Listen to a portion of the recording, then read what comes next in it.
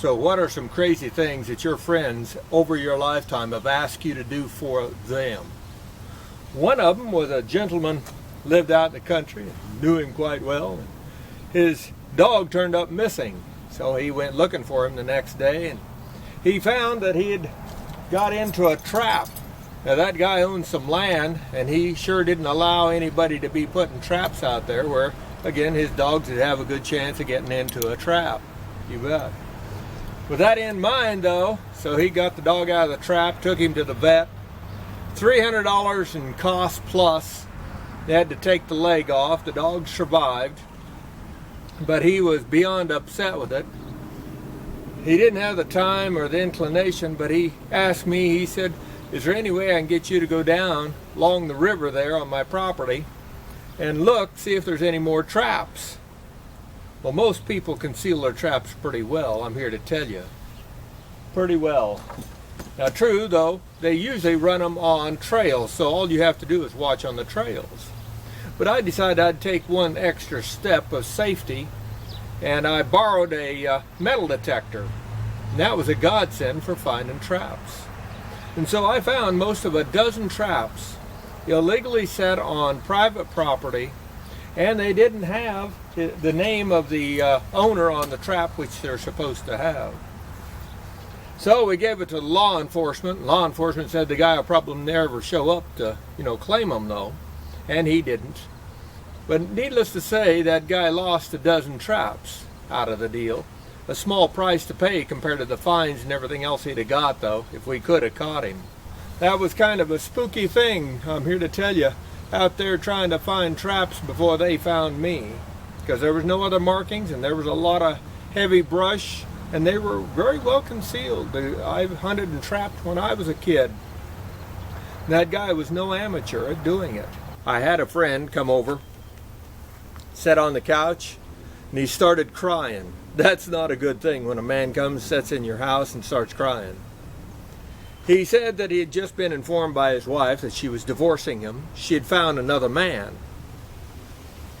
And he had a bundle with him, and he handed me the bundle, and he said, I want you to hide this. She doesn't know that I've been buying silver and gold, a few little trinkets of that stuff. And he said, I don't want her to know about it. She's going to get the house and child support and everything else, but she ain't going to get this. He said, would you hide it for me? And I said, I guess I would, but I said, first things first, you're going to open that up, and we're going to itemize everything that's in there and take photos of it.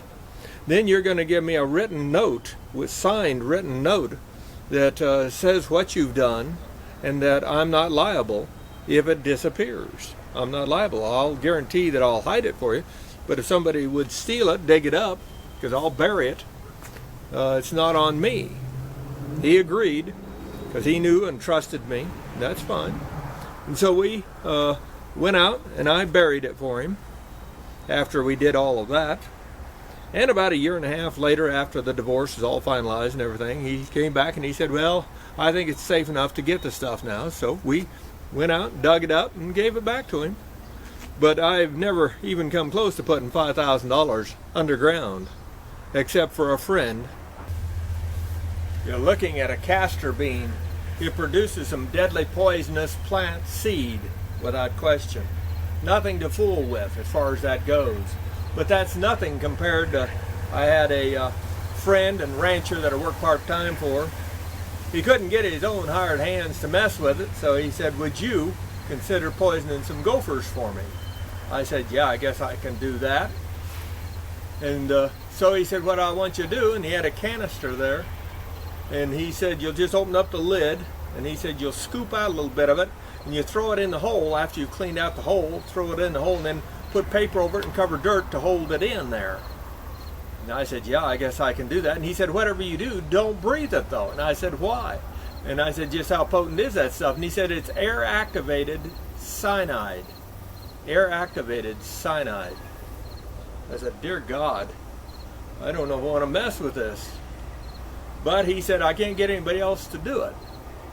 Well, way back then, he talked me into doing it. And so, being young and foolish, I went out and did it.